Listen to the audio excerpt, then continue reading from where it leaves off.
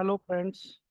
आज मैं आपको सिखाता हूँ कि जावा में एंटर किए गए किसी भी नंबर को हम किस तरह पहचानेंगे कि वह नंबर आर्म स्ट्रॉन्ग है अथवा नहीं। तो सबसे पहले हम समझते हैं, सीखते हैं कि कोई नंबर आर्म स्ट्रॉन्ग कब होता है। तो देखिए, सबसे पहले हम देखेंगे कि कोई भी एक नंबर ले लेते हैं हम। जैसे मान लीजिए मैंने एक नंबर ले लिया 153। दैट्स 153। तो सबसे पहले आप इस नंबर में देखोगे कि इस नंबर में हमने 153 लिया है, तो इसमें टोटल नंबर ऑफ डिजिट्स कितनी है, इसकी लेंथ कितनी है, 1 2 3। तो इसका मतलब क्या है, इसकी जो लेंथ कितनी है, 3।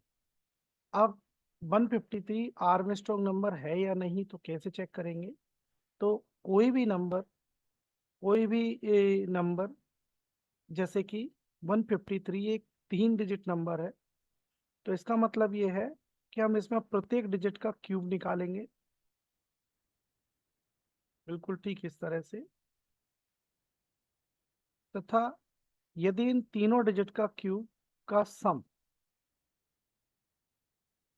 यदि 153 होता है, तो वह नंबर आर्म स्ट्रॉन्ग नंबर होगा, अन्यथा वो आर्म स्ट्रॉन्ग नंबर नहीं होगा। ठीक है, एक बार देखिए, इसमें हम देखते हैं कि 153 इसका टोटल आता है या नहीं।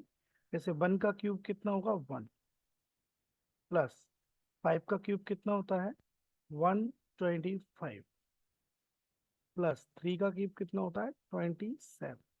तो आप जोड़ लीजिए, 125 प्लस 1 126 प्लस 27 153।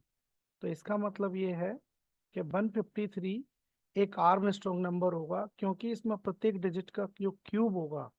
तो क्यूब क्यों, क्योंकि ये एक 3 डिजिट नंबर है, इसलिए इसमें प्रत्येक डिजिट का क्यूब का सम जो होगा वो 153 ही होगा। और नंबर भी 153 है, इसलिए हम कह सकते हैं कि ये नंबर क्या है, आपका एक एक आर्म स्ट्रॉन्ग नंबर है। इसी तरीके से हम किसी 4 डिजिट नंबर को, आर्म स्ट्रॉन्ग 4 डिजिट नंबर को भी चेक करते हैं। Arm strong 4 digit number, okay. तो आर्म स्ट्रॉन्ग 4 डिजिट नंबर में हम देखेंगे कि जैसे 4 डिजिट नंबर है, तो इसका मतलब क्या होगा कि उस नंबर की सभी डिजिट की अगर हम पावर 4 करें और फिर उनका सब सम निकाला जाए, तो उसका सम जो है वो कितना आना चाहिए, वो सम उस नंबर के बराबर होना चाहिए, तो वह नंबर आर्म स्ट्रॉन्ग नंबर होगा। जैसे कि 1634, जैसे कि 1634 1634। अब आप इसमें देख सकते हो 1634 एक 4 डिजिट नंबर है। इसका मतलब ये है कि यदि हम इसका सबका एक स्क्वायर निकालेंगे, जैसे कि 1 की पावर ऑफ 4 प्लस 6 की पावर ऑफ 4 प्लस 3 की पावर ऑफ 4 प्लस 4 की पावर ऑफ 4, इस तरीके से अगर हम निकालेंगे, तो इसका नंबर का, इसमें प्रत्येक नंबर का जो सम है, सभी की पावर 4 का जो सम है, वो हमारा 1634 आना चाहिए। ठीक है, तो 1634 आना चाहिए। तो अब हम इसको सॉल्व करते हैं। क्या प्रत्येक डिजिट का जो 1634 है वो सही है या गलत है। ठीक है, तो इस तरह से हम देखेंगे। सबसे पहले जैसे अपन बात करते हैं, जैसे 1, तो 1 की पावर ऑफ 4 का वैल्यू कितना होगा, 1 प्लस 6 की पावर ऑफ 4 का वैल्यू कितना होगा, 6 की पावर ऑफ 4 का वैल्यू होगा 1296 प्लस 3 की पावर कितना होगा, 81, और प्लस 4 की पावर ऑफ 4 का कितना होगा, 4 की पावर ऑफ 4 मीन्स होगा 256 होगा। ठीक है, 256। अब आप इसको ऐड कर लीजिए। अब इसको हम ऐड करते हैं, तो इसको ऐड करने पर हमारा आंसर 1634 आना चाहिए। जैसे कि 6 प्लस 1 6 प्लस 1 7, 7 प्लस 6 13, 13 प्लस 1 कितना हो गया 14, 14 का 4 कैरी आया 1, सो 5 + 6, 6 सॉरी 5 + 1 6, 6 + 8 14, एंड देन 14 + 9, 14 + 9 23, तो 23 का 3 कैरी आया 2, तो 2 और 2 4, और 4 और 2 6, so then 6 and 1 is also left, then 1। तो इसका पूरे की प्रत्येक डिजिट की पावर 4 की जो वैल्यू है तो हमारा कितना आया, प्रत्येक डिजिट की पावर ऑफ वैल्यू 4 का सम कितना आया 1634। तो हम कह सकते हैं कि 4 डिजिट में 1634 नंबर जो है वो आपका आर्मस्ट्रॉन्ग नंबर है, और ठीक इसी प्रकार 153 का जो नंबर है वो आप 153 जो है वो एक आर्मस्ट्रॉन्ग नंबर है। चलिए अब इसको हम प्रोग्राम, इसके लिए हम एक प्रोग्राम ड्रॉ करते हैं जावा में, जो कि एक अच्छी चॉइस है आईसीएसई बोर्ड में या किसी भी बोर्ड में, और यहाँ तक कि आपके जो आजकल बीटेक इंजीनियर्स जो आईटी ब्रांच से होते हैं, जिनके फर्स्ट सेमेस्टर या सेकंड सेमेस्टर में जावा है, सी++ है, तो सभी में पूछा जाने वाला एक बहुत अच्छा क्वेश्चन है। ठीक है, तो आइए इसके लिए हम कोड जनरेट करते हैं। तो इसको कोड जनरेट करने के लिए सबसे पहले दोस्तों मेरे पास इसमें एक ब्लूजे प्लेटफॉर्म अवेलेबल है, तो मैं इसी पर आपको कोड जनरेट करके बताता हूँ, जैसा कि मैंने पिछले वीडियोस में भी आपको एक्सप्लेन किया है।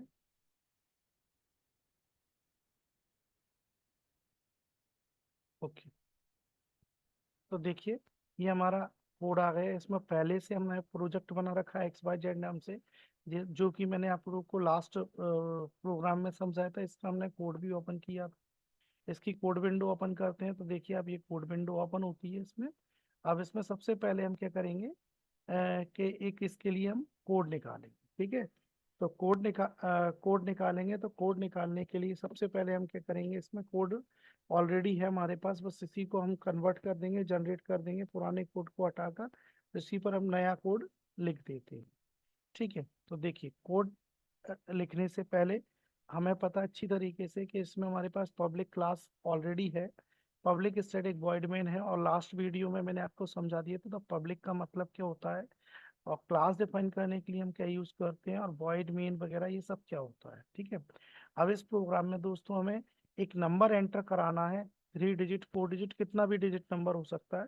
तो नंबर डिजिट कराने के लिए जावा में सबसे सिंपल मेथड होता है स्कैनर क्लास के द्वारा। तो मैं आपको इसमें स्कैनर क्लास के लिए स्कैनर क्लास को इंपोर्ट करना सिखाता हूँ।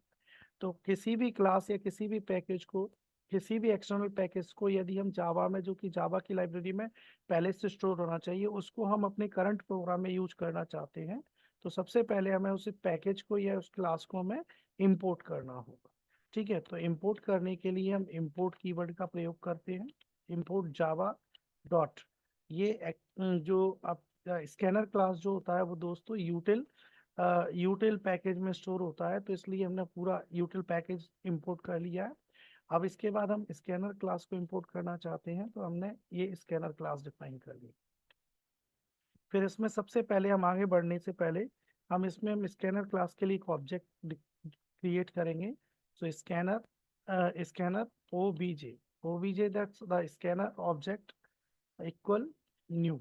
ठीक है, ये एक ओटी टाइप क्वेश्चंस पूछा जाता है सबसे ज्यादा इसमें ऑब्जेक्टिव टाइप या किसी भी कॉम्पिटिशन्स में होता है कि जावा में किसी क्लास के लिए ऑब्जेक्ट क्रिएट करने के लिए कौन से कीवर्ड का प्रयोग किया जाता है। Okay, which keyword is used to create an object for the class, so which keyword, new keyword is used. Okay, और इस तरह से हम करते हैं, पहले क्लास नेम, फिर ऑब्जेक्ट नेम, फिर इक्वल्स टू न्यू, फिर से class name. Okay, then bracket में सिस्टम डॉट इन। ओके, अब आप देख सकते हैं कि हमने यहाँ पर ओबीजे नाम का स्कैनर क्लास के लिए, ये ओबीजे नाम का हमने स्कैनर क्लास के लिए एक ऑब्जेक्ट क्लियर कर दिया है। अब दोस्तों सबसे पहले हम इसमें एक ऑब्जेक्ट डिक्लेयर करने के बाद सबसे पहले हम इसमें क्या करेंगे, एक नंबर इनपुट कराएंगे। तो नंबर इनपुट करने के लिए हम लिखते हैं इसमें सबसे पहले एक मैसेज देंगे system dot out dot println, और फिर उसके बाद यहाँ मैसेज दे देंगे हम any number enter any number. Okay, तो एंटर एनी नंबर, हमने यहाँ पर कोई भी एक नंबर ले लिया है। उसके बाद हम उस नंबर को एंटर कराने के लिए जैसे हमने लिखा एन इक्वल्स टू ऑब्जेक्ट हमने क्या लिया, ओबीजे डॉट नेक्स्ट, और उसके बाद फिर इंट का आई कैपिटल होना चाहिए। ये हमारा नंबर एंटर होगा एन में। अब हमें इसमें पहले से जो वेरिएबल्स हमें जितने यूज करना है, आई थिंक वो वेरिएबल्स हम लोगों को ले लेने चाहिए। ठीक है, तो हम उन वेरिएबल्स को लेंगे। तो सबसे पहले हम क्या करेंगे, एन को हमें बार बार दूसरे नंबर में होल्ड करना पड़ेगा, इसलिए हम एक वेरिएबल लेंगे जिसका एम। ठीक है, उसके बाद हमें एक इसमें रिमाइंडर निकालना होगा। क्यों? क्योंकि हमें बार बार लास्ट डिजिट को भी चाहिए होगा, अलग अलग डिजिट सेपरेट करना होगा। तो डिजिट सेपरेट करने के लिए हम क्या है कि किसी भी नंबर की यदि आप डिजिट सेपरेट करना चाहते हो तो उसके लिए आपको 10 से डिवाइड करना पड़ेगा और रिमाइंडर कैलकुलेट करना पड़ेगा। और रिमाइंडर रखने के लिए, होल्ड करने के लिए हमने एक आर वेरिएबल ले लिया है। ठीक है, उसके बाद हमें इन सभी रिमाइंडर्स का सम भी निकालना पड़ेगा, लेकिन सम हम एक्चुअली डबल में लेंगे क्योंकि हम इसमें मैथ डॉट पावर फंक्शन का यूज करने जा रहे हैं। तो मैथ डॉट जब हम पावर फंक्शन का यूज करते हैं तो उसमें एक्चुअली वो result double double data type में रिटर्न करता है, इसलिए हम उसको जो सम कैलकुलेट करेंगे तो सम भी हमारा डबल उसमें आ जाना चाहिए या डबल में आएगा। इसके बाद हमें और कौन कौन से वेरिएबल डिक्लेयर करना होंगे, जैसे कि मान लीजिए हमें एक वेरिएबल, भाई नंबर की सबसे पहले हमें लेंथ काउंट करना होगी। तो नंबर की लेंथ काउंट करने के लिए हमने एक वेरिएबल लिया सी इक्वल्स टू 0। ठीक है, सी इक्वल्स टू 0 हमने ये वेरिएबल काउंट कर लिया। अब एक, जैसा कि मैंने अभी बताया था कि इसमें हम सम कैलकुलेट करेंगे, तो सम हम पावर फंक्शंस के द्वारा कैलकुलेट करेंगे। तो इसमें हमारे पास डबल, एक्चुअली पावर फंक्शन जो होगा, मैथ डॉट पावर क्लास जो होती है या फंक्शन जो होता है, वो अपना डबल में रिजल्ट प्रोड्यूस करता है, इसलिए उस डबल्स को सम करने के लिए भी हमारे पास डेटा टाइप डबल होना चाहिए, और डबल को हमने कर दिया एस इक्वल्स टू 0। ठीक है, अब हम करते हैं, सबसे पहले हम क्या करते हैं, सबसे पहले हमारे नंबर को एम में पास कर देते हैं। क्योंकि बार बार जब भी अपन नंबर की लेंथ डिफाइन करेंगे तो पहले हमारा जो नंबर की जो वेरिएबल है वो 0 पहुंच जाएगा। जब वो वैल्यू हमारी पास 0 पहुंच जाएगी तो फिर प्रॉब्लम क्या आएगी, तो बार बार जब अपने पास कोई, जब जब हमारे पास वो नंबर 0 आ जाएगा तो फिर प्रॉब्लम क्या आएगी, इसमें प्रॉब्लम सिर्फ हमारे पास यही क्रिएट होगी कि वो नंबर फिर से हमारे पास रिमाइंड नहीं होगा। तो हम पहले से ही उस नंबर की वेरिएबल, उस वेरिएबल की वैल्यू, यानी उस नंबर की वैल्यू को हम पहले से ही किसी दूसरे वेरिएबल में क्रिएट कर देते हैं, जिससे कि वो बाद में हमारे पास बना रहा है। उसके बाद फिर हम फॉर लूप, व्हाइल लूप का यूज करेंगे। व्हाइल हमारे पास लूप कब तक चलेगा, जब तक कि एन की वैल्यू या एम की वैल्यू हमारे पास नॉट इक्वल्स टू 0 रहेगी। एम नॉट इक्वल्स टू 0, तो एम जब तक प्रोसेस करे, जब तक की वैल्यू, एम की वैल्यू हमारे पास नॉट इक्वल्स टू 0 या ग्रेटर देन 0 भी हम लिख सकते हैं। ठीक है, सो व्हाइल, अब इसमें हम क्या करेंगे, सबसे पहले हमें ये देखना है कि हमें लेंथ काउंट करना है। तो लेंथ काउंट करने के लिए हम एक सी वेरिएबल ले चुके हैं। तो हमें सिर्फ इसमें क्या करना है, एक एक डिजिट को इसकी रिमूव करना है। तो हम क्या करेंगे, एम इक्वल्स टू एम को अपडेट कर देंगे, M equals to M divide by 10। जैसे मान लीजिए आपने नंबर लिया 153, तो 153 में आप 10 से डिवाइड करोगे तो कितने टाइम रह जाएगा, 15 टाइम। तो नंबर आपका क्या रह जाएगा, 15। फिर 15 में आप फिर से 10 से डिवाइड करोगे, कितना रहेगा, 5। फिर 5 में कितने टाइम डिवाइड करोगे, फिर से डिवाइड करोगे तो सॉरी, ये कितना रह जाएगा, 1 रह जाएगा। फिर से आप डिवाइड करोगे 1 में तो 0 हो जाएगा, यानी कि कितने टाइम्स डिवाइड जा रहा है, 3 टाइम्स। आप इसमें प्रोसेस को दोहरा रहा है, तो उसको काउंट करने के लिए हम यहाँ पर सी प्लस प्लस ले लेंगे, जिससे कि हमारा एक वेरिएबल बढ़कर इसमें आ जाए प्लस प्लस, यानी कि सी की वैल्यू बढ़कर। अब यहाँ पर सी में हमारे वेरिएबल की लेंथ आ चुकी है, यानी कि नंबर की लेंथ आ चुकी है। अब आप दोस्तों यहाँ पर देखोगे कि एम की वैल्यू हमारे पास क्या हो चुकी है, 0, और जैसे ही 0 होगी तो हमारे लूप से बाहर आ जाए। ठीक है, अब इसके बाद M0, तो हम फिर से क्या करेंगे, एम इक्वल्स टू, फिर से हम क्या कर देंगे, एन कर देंगे। अब हमारे पास चूंकि फर्स्ट टाइम था हमारे पास लेंथ निकालना, क्योंकि उसी के हिसाब से हम लूप को प्रोसेस करेंगे। अब हमें क्या करना है, अब हमें हमने फिर से क्या किया, एम में फिर से एन की वैल्यू को पास कर दिया, यानी कि जो रियल नंबर था हमारा वो एन में स्टोर था, तो फिर से हमने रियल नंबर को एम में स्टोर कर दिया। अब हम उसके क्या करेंगे कि सभी डिजिट्स के अलग अलग फैक्टर करके उसकी पावर जनरेट करेंगे, किसके हिसाब से, सी के हिसाब से। फ्रेंड्स हम नहीं जानते अभी हम 3 डिजिट नंबर लेने वाले हैं या 4 डिजिट नंबर लेने वाले हैं या 5 डिजिट नंबर नहीं लेने वाले हैं, वी डोंट नो। तो इसीलिए हमने इस नंबर की लेंथ निकाली और लेंथ अपने पास किस में आई है, सी में। ठीक है, तो सी हमारे पास लेंथ है और उसके अकॉर्डिंग हम इसकी पावर का यूज करेंगे। ठीक है, तो हमने यहाँ पर पहले से ही एम इक्वल्स एन कर रखा है, अब हम फिर से हम चलाएंगे वही M not equals to zero. कब तक चलेगा नॉट, जब तक कि एम की value not equals to zero रहेगी। अब यहाँ पर सबसे पहले हम रिमाइंडर निकालेंगे, रिमाइंडर इक्वल्स टू आर, यानी कि ये अपने पास लास्ट डिजिट होगी, फिर वो हट जाएगी, फिर सेकंड लास्ट डिजिट आएगी, फिर सेकंड लास्ट डिजिट आएगी, फिर उसके बाद लास्ट डिजिट। ये 3 नंबर के लिए ऐसे ही होगा, पहले आखिरी डिजिट, फिर उससे पहली, फिर उससे पहली, ऐसे डिजिट आती जाएंगी आर में। तो उसके लिए हम क्या करेंगे, एवरी टाइम हम क्या करेंगे, एम में मॉड्यूलस 10 से डिवाइड करेंगे और रिमाइंडर निकालेंगे, और रिमाइंडर निकालने के लिए मॉड्यूलस ऑफ इट। इस तरह से क्या होगा, हमारे पास आर में किसकी वैल्यू हो जाएगी, लास्ट डिजिट आती चली जाएगी। ठीक है, अब हमने आर में क्या निकाल लिया, मॉड्यूलस निकाल लिया जिससे हमें लास्ट डिजिट मिलेगी। अब अपन इसकी पावर निकालेंगे और उसको सम में पास करते जाएंगे। तो S equal to S plus math dot power, functions के द्वारा हम क्या निकालेंगे, उसकी पावर निकालेंगे, कितनी है, सी के बराबर, नहीं लेंथ के बराबर। तो आर कॉमा सी कर देंगे। ठीक है, अब जो भी कुछ है पहले ये पावर जनरेट होगी और वो वैल्यू एस में कैलकुलेट होती चली जाएगी। ठीक है, आप देख सकते हो यहाँ पर वो वैल्यू एस में कैलकुलेट होती चली जाएगी, और फिर हर बार अपन क्या करेंगे, और हर बार हम क्या कर देंगे यहाँ से एम की वैल्यू को एम की वैल्यू को 10 डिवाइड से अपडेट करते जाएंगे, जिससे कि लास्ट डिजिट इसमें से हटती चली जाएगी। अब आप देखेंगे कि हमने जो सम निकाला, यानी कि प्रत्येक नंबर, प्रत्येक सॉरी नंबर में प्रत्येक डिजिट की जो पावर का, जो उसकी लेंथ के हिसाब से पावर निकाली और उसका सम हमने एस में कर दिया है। तो इसका मतलब क्या है कि सभी नंबर्स की पावर का जो सम है वो हमारे पास एस में आ गया है। यदि ये एस, इसकी वैल्यू के यदि हमारे पास नंबर यानी कि एन की वैल्यू के बराबर होता है तो वो नंबर हमारा आर्मस्ट्रॉन्ग है, अदरवाइज आर्मस्ट्रॉन्ग नहीं होगा। तो हम यहाँ से चेक करेंगे, इफ यदि एस इक्वल्स टू एन के बराबर है, तो हम यहाँ पर मैसेज में लिख सकते हैं system dot out dot print L, this is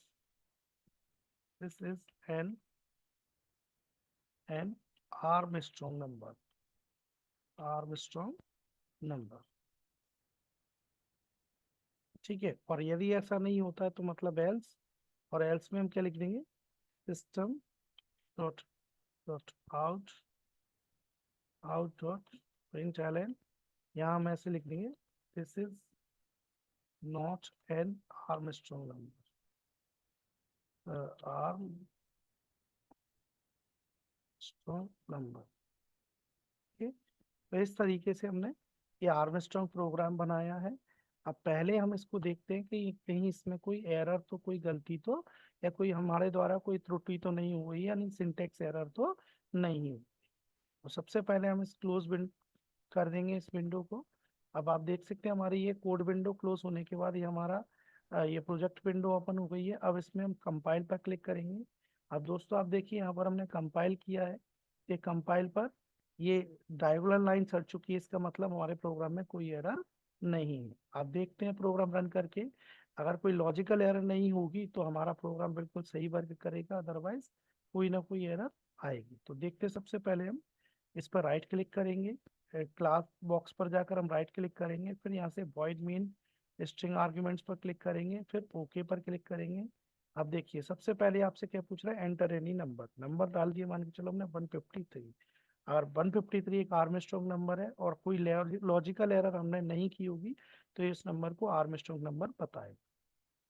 देखिए दोस्तों, ये हमारे पास आ गया, this is N Armstrong number. ठीक है, अब हम इसको दोबारा रन करके देखते हैं और कोई दूसरा नंबर डालते हैं, जैसे कि हमने डाल दिया इस बार नंबर 143 डाल दिया। 143 एक आर्मस्ट्रॉन्ग नंबर नहीं है, 143 एक आर्मस्ट्रॉन्ग नंबर नहीं है। तो देखेंगे एंटर करके, तो देखिए this is not an Armstrong number. ठीक है, यानी कि हमारा प्रोग्राम सही है। तो अभी हम 4 डिजिट का एक आर्मस्ट्रॉन्ग नंबर लेकर देखते हैं।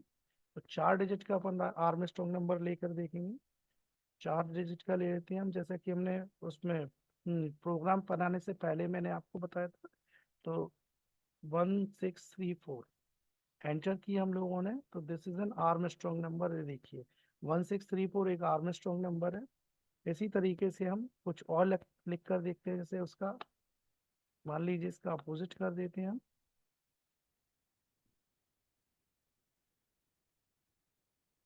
4361 एंटर किया, तो देखिए ये एक आर्मस्ट्रॉन्ग नंबर नहीं है।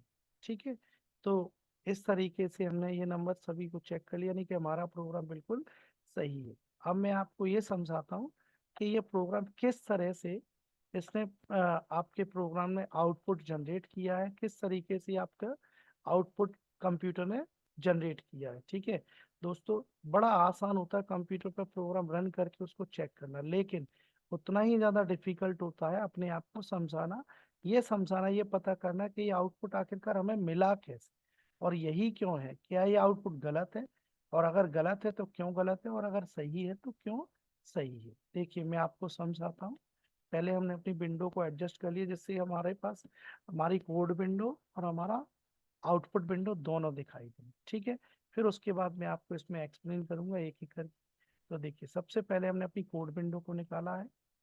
ठीक है, कोड विंडो को निकालने के बाद हम इसको एडजस्ट करते हैं, जिससे कि हमारा आउटपुट भी दिखाई देगा, और उसी समय मैं आपको अच्छी तरीके से एक्सप्लेन भी कर पाऊंगा कि आपने क्या किया है। देखिए अब सबसे पहले हम प्रोग्राम रन करेंगे, तो रन करने से पहले प्रोग्राम रन करेंगे, जब भी हम प्रोग्राम को रन करेंगे तो आप देख सकते हो ये एक मिनट। हाँ, तो आप देख सकते हो यहाँ पर सबसे पहले आपसे क्या पूछेगा program, enter any number. Number डाल दिया, मान के चलो आपने 153, तो 153 आपका यहाँ से नंबर ये प्रॉम्प्ट जनरेट होगा, जिसकी वजह से हमारा जो जो भी आप नंबर डालोगे वो किस में आ जाएगा, एन में। किस में आ जाएगा, एन में। तो इसका मतलब एन की वैल्यू कितनी हो जाएगी हमारे पास, 153। ठीक है, फिर उसके बाद हम लोगों ने यहाँ से वैल्यू लेना स्टार्ट कर दिए, सी इक्वल्स टू 0 है और एस इक्वल्स टू 0। ठीक है, तो हमने ये देखी है, यहाँ से हमारे पास सी इक्वल्स टू भी 0 मिला, और एस इक्वल्स टू भी हम लोगों को क्या मिल गया, 0। अब आप देखोगे यहाँ पर एम इक्वल्स टू हमने क्या कर दिया, एन कर दिया, मतलब क्या है, एम की वैल्यू हमें कितनी मिल गई, 153 मिल गई। जो एन की वैल्यू थी वही एम के पास हो जाएगी। एन की वैल्यू हम स्टार्टिंग में पहले ही 153 ले चुके हैं, इसका मतलब एम की वैल्यू भी हमारे पास कितनी हो जाएगी, 150। फिर यहाँ से ये चेक करेगा क्या एम, एम मतलब कितना है हमारे पास, एम मतलब 153। तो 153 नॉट इक्वल्स टू 0 है, यस 153 नॉट इक्वल्स टू 0 है, तो कंडीशन ट्रू। कंडीशन ट्रू होगी तो लूप के अंदर प्रोसेस करेगा, और क्या मिलेगा हमें, M equals to M divide by 10। जब आप एम एम यानी कि 153 को 10 से डिवाइड करोगे, तो डिवाइड, चूंकि ये हमने एम जो लिया है तो देख सकते हो आप इंटीजर टाइप लिया है, हमने जो एम लिया है वो इंटीजर टाइप लिया है, तो आप यहाँ पर देख सकते हो कि 153 में हम 10 से डिवाइड करेंगे तो 15.3 आएगा, लेकिन इंटीजर जो है वो पॉइंट को होल्ड नहीं करता है, इसलिए सिर्फ कितने को होल्ड करेगा, 15 को। अब वापस से हमने इस वैल्यू को किस में प्लस कर दिया, एम में, तो इसका मतलब क्या है, हमारे पास एम की वैल्यू कितनी हो जाएगी, 15। ठीक है, एम की वैल्यू 15 हो जाएगी। फिर यहाँ आएगा सी प्लस प्लस, तो सी कितना था हमारे पास, 0। ठीक है, तो सी प्लस प्लस मतलब सी की वैल्यू 1 से अपडेट हो जाएगी, तो सी की वैल्यू कितनी हो गई हमारे, 1। ओके, फिर उसके बाद यहाँ से, चूंकि ये लूप की बाउंड्री है, और यहाँ से वापस यहाँ आएगा, पहले बाउंड्री से टकरा कर वापस कर जाएगा कंडीशन, फिर यहाँ पर कंडीशन पर आएंगे, फिर चेक करेगा क्या एम, एम मीन्स 15। अब आप देख सकते हो एम की यहाँ से 10 से डिवाइड करने के बाद वैल्यू अपडेट हो गई थी, 15 हो गई थी, तो 15 नॉट इक्वल्स टू 0 है, यस 15 नॉट इक्वल्स टू 0 है, तो फिर यहाँ पर आएगा M equals to M divide by 10, यानी कि एम एम कितना है, 15, तो 15 में डिवाइड करो 10 से, तो कितने टाइम डिवाइड जाएगा, 1 टाइम, ओनली 1 टाइम। ठीक है, और फिर उसके बाद ये वैल्यू फिर से किस में आ जाएगी, 1 एम में, तो अब एम की वैल्यू आप देख सकते हो कितनी हो गई है हमारे पास, 1। फिर हम यहाँ पर आए C equals to C plus plus, तो C sorry C plus plus है, तो सी प्लस प्लस मतलब सी की वैल्यू 1 से फिर से अपडेट हो जाएगी, तो आप देख सकते हैं यहाँ पर सी हमारे पास 1 हो चुका था, तो 1 से अब कितना हो गया, 2। सी की नई वैल्यू कितनी हो गई, 2। फिर वापस यहाँ से टकरा कर वापस जाएगा क्या, एम। अब आप देख सकते हो कि एम की हमारे पास वैल्यू कितनी है, 1 है। तो 1 नॉट इक्वल्स टू 0 है, यस 1 नॉट इक्वल्स टू 0 है, यस 1 नॉट इक्वल्स टू कितना हमारे पास 0। तो इसका मतलब कंडीशन अभी भी ट्रू है। तो फिर हम यहाँ पर आएंगे m equals to m divide by 10। ठीक है, तो m यानी कि 1, तो 1 में 10 से डिवाइड जाएगा नहीं, या आप टोटल डिवाइड्स करोगे तो कितना जाएगा तुम्हारे पास, केवल 0.10 ऐसा कुछ रिजल्ट आएगा। ठीक है, डिवाइड करने पर। लेकिन मैं पहले ही आपको बता चुका हूँ, क्योंकि इंटीजर हम हम m का डेटा टाइप क्या लिया हम लोगों ने, इंटीजर लिया है। ठीक है, तो हमने m का डेटा टाइप फिर से इंटीजर लिया है, तो आप देख सकते हो तो हमारे पास, तो इंटीजर वैल्यू यानी कि इसमें non decimal value, sorry decimal point हट जाएंगे, केवल क्या बचेगा। तो इसका मतलब m की वैल्यू इस बार हमारे पास क्या हो जाएगी, 0 हो जाएगी। ठीक है, अब m की वैल्यू हमारे पास 0 हो चुकी है, तो आप देख सकते हो m की वैल्यू हमारे पास 0 है। तो इसका मतलब ये है कि m की वैल्यू 0 है, तो अपने पास यहाँ पर, और फिर यहाँ पर हम आएंगे तो c की वैल्यू c प्लस प्लस, तो c पहले से अपने पास कितना था 2, 2 प्लस 1 कितना हो जाएगा 3। अब आप c की वैल्यू हमारे पास 3 हो चुकी है, तो अब यह वापस जाएगा। अब यहाँ पर फिर से चेक करेंगे कि हम क्या m नॉट इक्वल्स टू 0 है, नहीं, इस बार m की वैल्यू कितनी हो चुकी है 0। राइट, यानी कि कंडीशन होगी फॉल्स। जैसे ही कंडीशन फॉल्स होगी तो आप देख सकते हो, अब हम कहाँ पर आ जाएंगे, m इक्वल्स टू n। अब आप देख सकते हैं यहाँ पर m की वैल्यू फिर से क्या हो जाएगी अपने पास, अब n की वैल्यू, तो n तो बाय डिफॉल्ट अपने पास पहले से ही 153 था, तो हम यहाँ पर चेक करेंगे कि m की वैल्यू किस में चली जाएगी, n की वैल्यू किस में चली जाएगी, m में। तो अब देखेंगे आप m की वैल्यू फिर से कितनी हो जाएगी हमारे पास 153, तो ये m की हम लोगों ने फिर से वैल्यू कितनी कर दी 153। अब आप यहाँ से फिर चेक करेंगे क्या m means 153 not equals to 0 है, यस 153 नॉट इक्वल्स टू 0 है। कंडीशन ट्रू होगी, कंडीशन ट्रू होगी तो कहाँ पर जाएगा, यहाँ। क्या मिला हमें, r equals to m percentage 10, m कितना है हमारे पास 153। अगर आप 153 को 10 से डिवाइड करोगे तो मॉड्यूलस, मॉड्यूलस मतलब क्या होता है, रिमाइंडर। तो रिमाइंडर कितना आएगा, तो किसी भी डिजिट में आप 10 से डिवाइड कीजिए तो रिमाइंडर हमेशा लास्ट डिजिट आती है। तो रिमाइंडर कितना आएगा आपके पास लास्ट डिजिट, यानी कि कितना आएगा 8। ये बार बार माइक्रोसॉफ्ट स्काइप के ऐड आते रहते हैं, इनको हम हटा देते हैं और फिर से प्रोसेस प्रोसेस करते हैं अपने लूप। तो देखिए अब m की वैल्यू हमारे पास कितनी आएगी, सॉरी यहाँ पर हम आ चुके थे, m कितना 153 को 10 से डिवाइड करो तो रिमाइंडर हमेशा लास्ट डिजिट यानी कि 3 आएगा। तो r की वैल्यू हमारे पास कितनी हो जाएगी 3। ठीक है, r की वैल्यू हमारे पास 3 हो गई। फिर हम यहाँ पर आए, अब हमने चेक किया s equals to S plus math dot power r comma C. तो आप देख सकते हो c की वैल्यू हमारे पास 3 है और r की वैल्यू भी 3 है। तो इसका मतलब क्या है, हमारे पास अब यहाँ पर पावर फंक्शंस लगाएंगे, तो r अपने पास 3 3, तो इसका मतलब ये क्या हो जाएगा 3 की पावर ऑफ 3। ठीक है, और s हमारे पास कितना है, s कितना है हमारे पास 0। तो अब हम क्या करेंगे, 0 में 3 प्लस 3 की पावर 3 ऐड करेंगे, तो 3 की पावर 3 मतलब होता है 27। ठीक है, 3 की पावर 3 मीन्स 27। तो इसका मतलब ये है कि हम एस अपने पास कितना 0, तो 0 प्लस 27 इक्वल्स टू 27। तो ये वापस से किस में पुट हो रहा है, एस में। तो अब एस की हमारे पास न्यू वैल्यू क्या हो जाएगी 27। राइट, आप देख सकते हो दोस्तों कि अब हमारे पास एस कितना मिल चुका है, 27 मिल चुका है। तो 27 मिल चुका है, तो अब इसमें हम क्या करेंगे कि 27 को अब फिर आगे बढ़ाएंगे, इसको लूप को आगे प्रोसेस करेंगे। तो आप देखिएगा लूप को आगे प्रोसेस करेंगे तो क्या होता है, लूप को आगे प्रोसेस करने से देखिए क्या होगा। फिर हम यहाँ पर, यहाँ से प्रिंट करने के बाद हम यहाँ पर गए, फिर हमने देखा m equals to m divide by 10। अब आप देख सकते हैं m equals to m divide by 10, तो m कितना है हमारे पास 153, और 153 को 10 से डिवाइड करो तो कितने टाइम जाएगा 15 टाइम्स। अभी हमने सेम लूप को ऊपर की साइड प्रोसेस किया था, m की वैल्यू इसी तरीके से अपडेट कर रहे थे, तो m की वैल्यू कितनी जाएगी 15। अब ये लूप की बाउंड्री है, यहाँ से टकरा कर वापस लूप कहाँ जाएगा, प्रोसेस कंडीशन पर जाएगा। अब कंडीशन फिर चेक करेगा क्या, m मतलब 15, 15 नॉट इक्वल्स टू 0 है, यस 15 नॉट इक्वल्स टू 0 है। तो यहाँ पर आएगा, चेक करेगा r equals to m modulus 10, m कितना है आपके पास 15, और 15 में 10 से डिवाइड करो तो मॉड्यूलस कितना बचेगा 5। तो r की नई वैल्यू हमारे पास कितनी हो जाएगी दोस्त, r की नई वैल्यू हो जाएगी हमारे पास 5। ठीक है, फिर यहाँ पर आएंगे हम s, अब इस बार लेकिन एस 0 नहीं है, इस बार हमारे पास एस कितना है 27, आप देख सकते हैं आप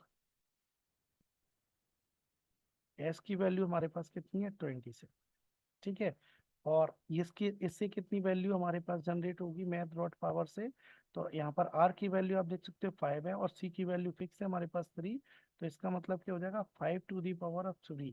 तो 5 टू दी पावर ऑफ 3 मतलब कितना होता है दोस्तों 125। ठीक है, और एस हमारे पास कितना था 27, तो एस हमारे पास कितना था 27, तो 125 प्लस 27 इक्वल्स टू कितना हो जाएगा 152। कितना हो जाएगा 152। तो यानी कि अब ये वापस से आप किसको अपडेट करेगा एस को, तो यानी कि एस की नई वैल्यू हमारे पास कितनी हो जाएगी 152 हो जाएगी। Anything else? ठीक है, आशा करता हूँ कि समझ में आ रहा होगा आपको, बस एक स्टेप और है उसके बाद हमारा प्रोग्राम फिनिश होगा। तो आप देखिए यहाँ पर, अब ये इसका मतलब एस की वैल्यू अपडेट हो गई हमारे पास 152, तो फिर हम फिर से आगे बढ़ेंगे यहाँ पर। अब इस बार हमारे पास m equals to M divide by फिर से 10 करेंगे अपन। तो m हमारे पास कितना था 15, तो 15 को 10 से डिवाइड करो कितने टाइम जाएगा, वन, ओनली वन टाइम, तो m की वैल्यू अब कितनी हो जाएगी 1। फिर से वापस कंडीशन चेक करेगा क्या 1 नॉट इक्वल्स टू नल है, yes 1 not equals to null है। तब अब फिर से हमारे पास वही आर रिमाइंडर की वैल्यू निकालेंगे आर। अब आर एम मॉड्यूलस 10, एम कितना हो चुका अपने पास 1, अब 1 में 10 से डिवाइड करोगे, 1 में 10 से आप डिवाइड करोगे तो 1 में 10 से डिवाइड करने पर आपको कितना प्राप्त होगा, जब भी आप 1 में 10 से डिवाइड करोगे तो रिमाइंडर आपका 1 भी 1 ही बन रहेगा। ठीक है, ध्यान रखना है इस थ्योरी पे, एक छोटी सी थ्योरी बता रहा हूँ आपको कि जब भी डिविडेंड छोटा होता है और डिवीजर बड़ा होता है, यानी कि जब भाज्य भाजक से छोटा होता है या भाजक भाज्य से बड़ा होता है, तो शेषफल हमेशा भाज्य के बराबर यानी कि रिमाइंडर हमेशा डिविडेंड के इक्वल होता है, राइट। तो यहाँ पर आप देख सकते हो m यानी कि 1 और डिवाइड कितने से कर रहे हैं 10 से, तो यानी कि डिविडेंड छोटा और डिवीजर बड़ा है, तो जो रिमाइंडर होगा वो डिविडेंड के इक्वल आएगा। अब डिविडेंड कितना है 1, तो इसका मतलब क्या होगा आपकी r की वैल्यू भी कितनी हो जाएगी 1 हो जाएगी। ठीक है, अब r की वैल्यू भी आपकी 1 हो चुकी है। अब आप देखिए इसमें r की वैल्यू हमारे पास 1 हो चुकी है, तो फिर हम यहाँ पर आएंगे और देखेंगे s equals to S plus math dot power 1 R comma C. अब इस बार आर हमारे पास 1 है और सी हमारे पास 3 है, तो 1 की पावर 3 1 ही रहेगा, और किस में ऐड हो जाएगा ये एस में। तो एस की वैल्यू हमारे पास कितनी हो चुकी है 152। एस की वैल्यू कितनी है आप देख सकते हैं यहाँ पर, लास्ट वैल्यू हमारी जोड़ते जोड़ते 152 आ गई। तो 152 में 1 और ऐड कर देंगे तो 152 प्लस 1 इक्वल्स टू 153। ओके, तो ये 153 हो गया। अब आप यहाँ पर आओगे देखोगे m equals to M divide by 10, m कितना है अपने पास, सॉरी m s की वैल्यू हमारे पास 153 हो गई थी। फिर हम यहाँ पर जाएंगे, m कितना था 1, 1 को 10 से डिवाइड नहीं किया जा सकता, इसका मतलब डिवाइड कितनी बार जाएगा, एक भी बार नहीं, एक भी बार नहीं मतलब 0। इसका मतलब है हमारे पास m की नई वैल्यू क्या हो जाएगी 0। फिर हम यहाँ से वापस जाएंगे, फिर चेक करेंगे M, M means 0, not equals to 0 है, तो 0 नॉट इक्वल्स टू 0 कैसे हो सकता है भाई, 0 नॉट इक्वल्स टू 0 नहीं है, यानी कि कंडीशन होगी फॉल्स। जैसे ही कंडीशन फॉल्स होगी तो हम लूप से बाहर जाएंगे। अब आप यहाँ देख सकते हो लूप के बाहर हमें फिर से कंडीशन मिली है क्या, एस इक्वल है एन के, एस आप देख सकते हो एस कितना हमारे पास 153, और एन की वैल्यू हमारे पास स्टार्टिंग से ही कितनी चली आ रही 153, तो 153 टू 153, ये एक्चुअली एस की वैल्यू 153.0 होगी और 153 एन की वैल्यू, तो 153.0 और 153 एक ही बात है, यानी कि दोनों वैल्यू इक्वल है, तो इसलिए हमारा रिजल्ट आ रहा था this is N Armstrong number. तो आप देख सकते हो this is N Armstrong number. ये हमारे रिजल्ट में आपने देखा था यहाँ पर जब हमने 153 नंबर डाला था, तो उसको नंबर को क्या बताया था उसने, नंबर को क्या प्रोसेस किया था हमारे आर्मस्ट्रॉन्ग नंबर। ठीक है, तो आपको आशा करता हूँ आपको बहुत अच्छी तरीके से समझ में आया होगा। तो जिन भी बच्चों की ये रिक्वायरमेंट थी, जिन भी बच्चों को इसकी ज़रूरत थी, तो वो आपको मिल चुका है यहाँ पर। आशा करता हूँ बहुत अच्छी तरीके से आपको समझ में आया होगा। अगर जो भी चीज़ नहीं समझ में आई होगी तो वो आप मुझे कमेंट सेक्शन में बता सकते हैं।